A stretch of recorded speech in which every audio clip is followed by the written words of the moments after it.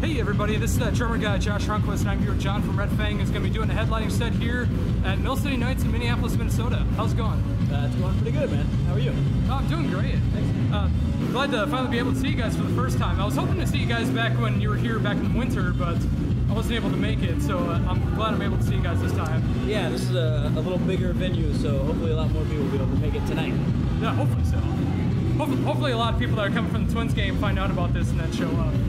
Yeah, well, yeah, let's make some new fans from Twins fans, sure. Yeah, exactly. So how has the tour been so far? It's been great. It's, maybe one of the funnest tours we've ever been on. We're good friends with Big Business going back, years and years and years. So it's fun to finally tour with them. And this band that you hear sound checking in the back, American Sharks, those are our new buddies. Kick-ass band and really nice dudes. Amazing drummer. So fun to watch, fun to hang out with. Good tour. Oh, very cool. Yeah, I really love this lineup. I mean, it seems like a really solid lineup for a great tour. I think so too. Three bands that don't really sound alike, but all fall under the umbrella of loud rock and roll. So it works. Oh, for sure. So you guys are still touring behind your new album. How's the reception been since then for the new album? It seems to be good. I can only judge by how our shows have been, and they seem to be, getting bigger and better all the time. So that's good. I guess the reception is good. It feels good to me. Oh, very cool. Because I love the new album, so I'm hoping everybody else does as well. Me too. Yeah, me too. Yeah. So how long of a set are you guys doing tonight for a headline set? Probably be just a little over an hour. Probably. Oh, very cool. About an hour 15 maybe. So are you guys sticking more towards the new album, or are you guys going back to the back catalog as well, or how's that going about? It's a nice mix. We probably do 6 or 7 songs from the new record, and then the rest is pretty evenly mixed between the first 2. So yeah, I guess it's heavy on the new stuff, but definitely not forgetting about the old stuff. Oh, very cool. That should hopefully set it. Cold. Sorry if I sound gross. Oh, not a problem. I mean, it's touring life. It's bound to happen at some point. It's true. So what are you guys' plans after this tour? Well, we're trying to figure that out right now. I know that we're gonna go home for we'll be home for about 5 weeks, and then we go to Europe for a mix of festivals and headline club shows. And then after that, it's kind of up in the air at the moment. There's a few things that we're looking at, but shouldn't speak on them yet because who knows what's going to happen. But definitely more touring. Just not sure if it's going to be in the fall, if it's going to be U.S. or abroad. Mm-hmm. And then hopefully a lot more writing and possibly recording sometime early next year. We'll see. Oh, very cool. I was just about to ask if you guys had any new material ready. We recorded a couple new songs for a 7-inch that we have on this tour. It's a Scion sponsored tour, and they give away the 7-inch for free. So there's those 2 new songs, and then there's other stuff we've been working on just kind of casually, but we haven't recorded anything else yet. Was there anything left over from the last recording session that might be used in the future? Yeah, there always is. It seems like the last couple records we've recorded 17 or 18 songs and mixed, 12 or 13 of those, and then released 10 or 11 of those. I think some other tracks got released as bonus tracks already, but there's definitely some stuff that we were working on that we didn't get to finish, that we'll hopefully finish for this next one. There's songs that we've been working on for years that we haven't finished that sometimes, they'll make it back into the kitchen, and we'll finish them. So yeah, there's definitely some stuff that we've been working on for a while that may or may not be finished. And of course there'll be some brand new stuff that just pops out of thin air, so to speak. Oh, very cool.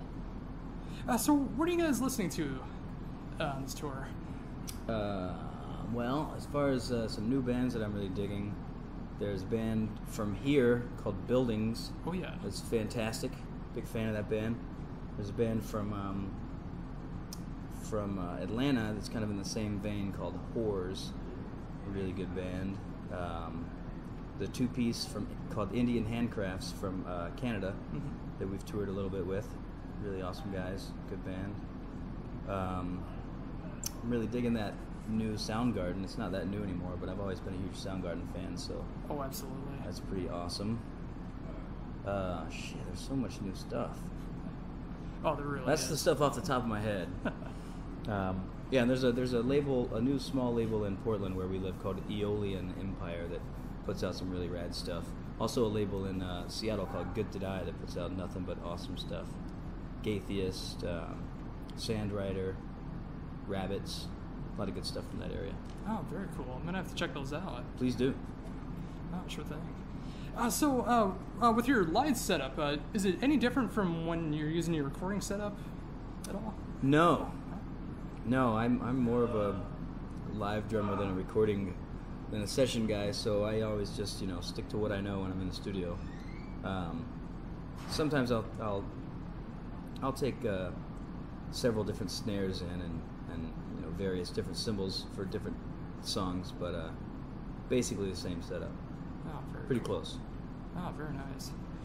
So, do you have like a workhorse snare that you use, like an Old Faithful snare that you use? Yeah, I have. Well, I have two that I always have with me, and depending on my mood, one of them will be the main one, and the other one will be the backup. And then every now and then, something will shift in my brain, and I'll swap those two. But right now, and for the past couple years, it's been a Pearl Steve Ferrone signature. Oh, yeah. It's a 6.5 inch. I think it's a brass snare. That's my main, and the backup is a 70s Ludwig Superphonic 6.5, Oh, very which is nice. awesome. So I just kind of switched between those two, but there's been times where I've had too many snare drums, and now I've whittled it down to I have like 4 in working order, but I'm always looking for more. There's Big Business. Cody from Big Business is playing this kick-ass 8-inch deep brass hammered Gretsch snare drum that I really want, so I might have to get one of those. I should try to find a good wood snare drum too, but who knows? I mean, I love snare drums. Oh, I do too. Who doesn't? Yeah, every drummer has to love snare drums, and it's always nice to have a good arsenal of them. Yeah. So, when it comes to cymbals, is it kind of the same thing where you keep the same cymbal setup as well? Yeah, I've actually been. I did for a while. I've been trying some new stuff out lately. It's always Pisces, and I was a big fan of the Alpha Rock Crashes and the 2002 Power Crashes. Oh, yes. And now I'm trying this is the first tour I've tried these, but so far I like them a lot. The 18-inch and 20-inch Basher Rude Crashes, and they're pretty awesome. I wish that they made a 19-inch because I'm so used to 18 is smaller than I'm used to, so I feel like I don't know. Just that 1 inch makes a bunch of difference. But maybe they'll start making a 19-inch because I'm really digging it. And then my ride is a 24-inch Alpha Rock Ride. It's a huge bell on it, but it's still it still kind of has a really good washy crash also. And 15-inch Alpha Rock hi-hats. Oh, it's a very cool setup. I like them. I love the 2002s for recording though. I don't know if I'll use the Bashers for the next recording or the 2002s, but we'll see. Well, I actually haven't heard of the Bashers for the Root series. I mean, how would you describe them? I'd never heard of them either until I was talking to the Peisty guys, and they're like, try these out. They're like crash rides, kind of, because they're super, super thick, and they're loud, and there's a lot of sustain, but they cut through also. They don't just disappear. I think. I mean, I only know them from playing them, so I hear them from behind the kit. It'd be interesting to see another drummer play them, so I can see what they sound like from in front of the kit. But I like them, and our engineer likes them, so that's a good sign. Oh, for sure, yeah. You tell me later after the show I can do how that. you like them.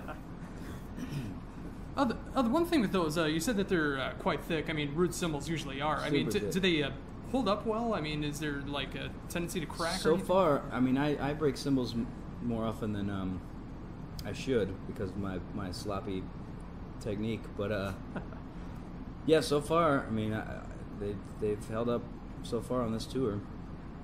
So I expect them every night. You know, like, oh shit, is tonight the night that they break? And so far, they've been great.